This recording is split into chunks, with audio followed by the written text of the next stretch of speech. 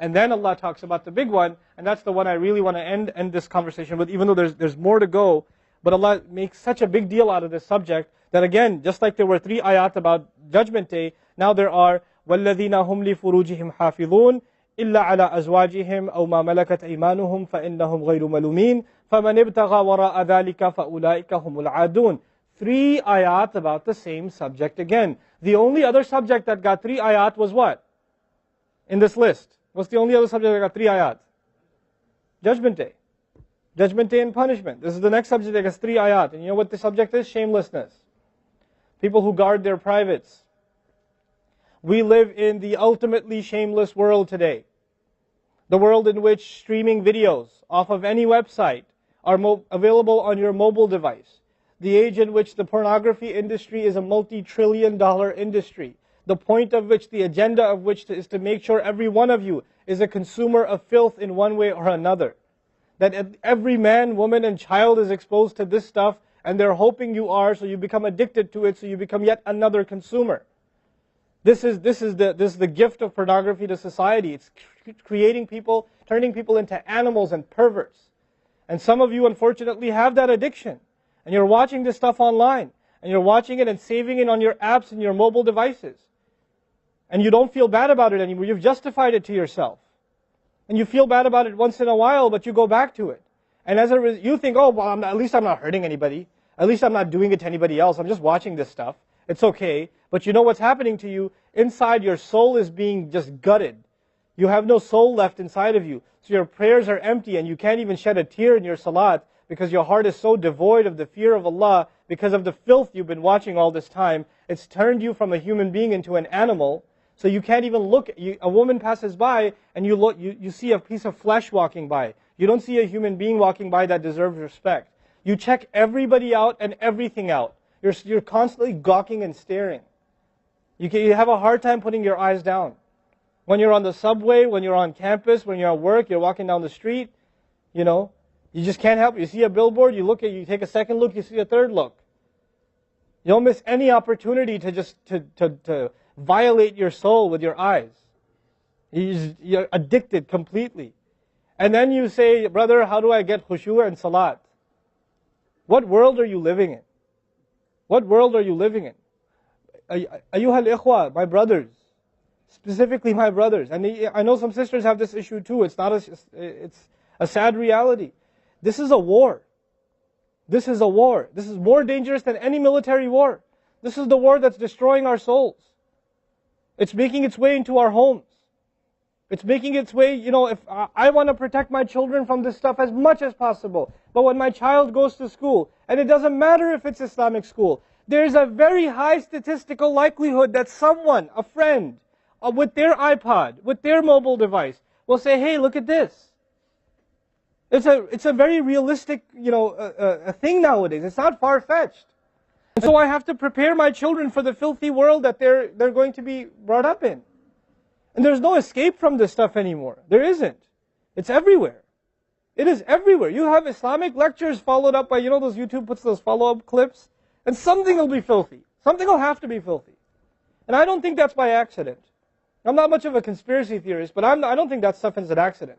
And what happens to you guys is you watch a video, you see something filthy, you click it, you click something else, and you end up watching disgusting things. That's what happens to you. وَالَّذِينَ هُمْ لِفُرُوجِهِمْ حَافِظُونَ. Especially when it comes to their privates, they guard them. They guard their shame.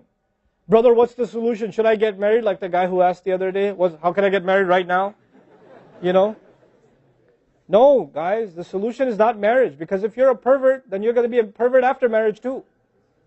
If you have no shame now, you will have no shame after marriage. Honestly. You think marriage is going to end your problems? No. Your problem isn't marriage. Your problem is spiritual in nature. Your problem is psychological in nature. You need help. You need to stop this.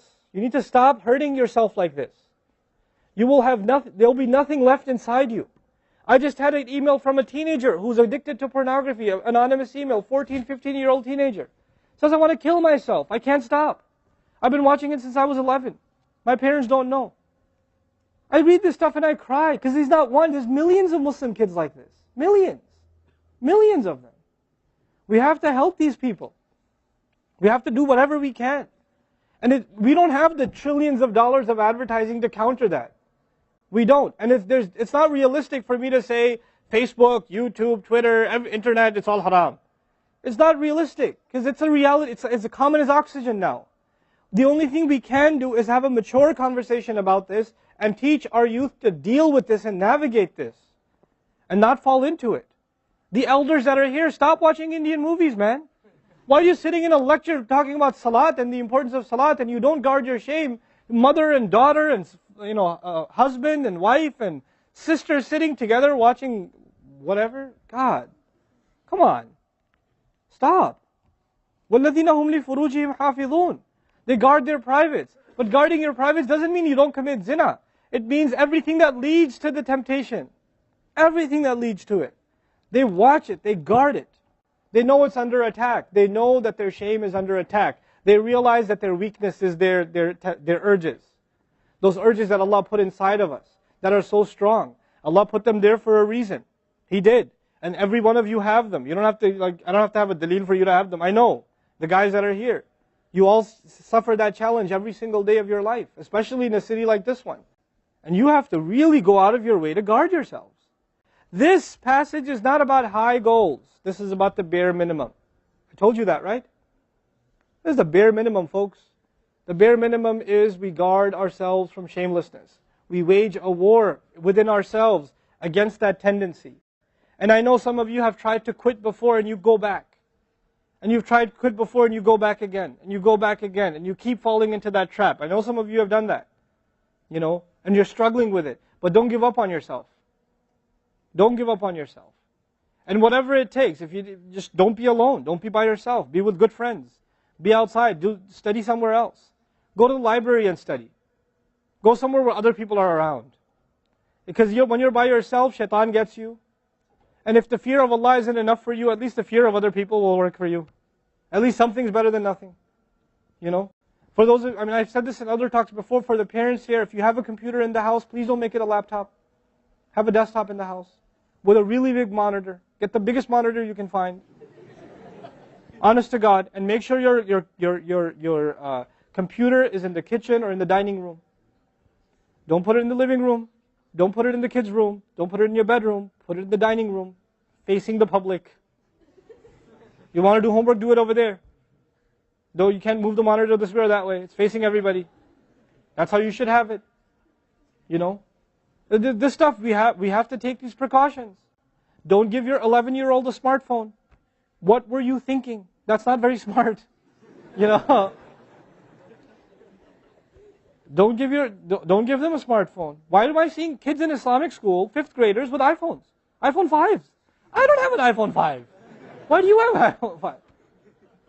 With 4G, you know how dangerous that stuff is? وَالَّذِينَ هُمْ لِفُرُوجِهِمْ حَافِظُونَ إِلَّا عَلَىٰ أَزْوَاجِهِمْ, except upon their spouses, أَوْ مَا مَلَكَتْ أَيْمَانُهُمْ فَإِنَّهُمْ غَيْرُ مَلُومِينَ, or what their right hands possess, then they're not to be blamed. Allah says we have these urges and we can execute those urges, we can release those urges, but to the halal spouse, to the spouse, our spouses. But outside of that, we can't. And by the way, when people get addicted to this sort of thing, and they get accustomed to it, or they get over and overly exposed to it, they have miserable marriages. And marriages start falling apart. They have this virtual idea of what pleasure means, and they don't find pleasure in their spouse anymore. And there's great fitna that comes into the family. It destroys homes, Muslim homes. That's what's happening in our world today. Allah talks about the people who make salah, and He says, I'm describing the people who make salah, because this is the mawsuf, al-musallin, then alladhina, all the alladhinas, all the asma' mawsula here, are the wasf, the sifa of it, which means the people of salah are the people who protect their shame, are the people who fear judgment day, are the people who, they are constant in their prayers. These are the people. فَمَنِ ابْتَغَى وَرَاءَ ذَلِكَ فَأُولَٰئِكَ هُمُ الْعَادُونَ. The people who pursue anything beyond that, then they are the ones engaged in aggression. This is an act of aggression. When adu is mentioned, or adin from adu, from ada ya'du, right? Al-adun. Al-adawa in Arabic means animosity. Allah says, whoever pursues their urges to be fulfilled outside of the halal, outside of the marriage, whoever pursues that, then they are engaged in an act of aggression. The question is, aggression against who? Because when you say enemy, then you have to say, enemy of who? If they've become an enemy, who have you become an enemy to? Allah didn't mention a maf'ul bihi, no jar majroor, nothing related to it. You know what that means? They are an enemy to themselves, their family. They become an enemy even to Allah's teaching. You know, these are the kinds of people. The most important asset you and I have is our hearts. And this shamelessness destroys the hearts. It destroys it. The most precious thing you and I have to preserve is our iman. And these filthy images is destroying your iman.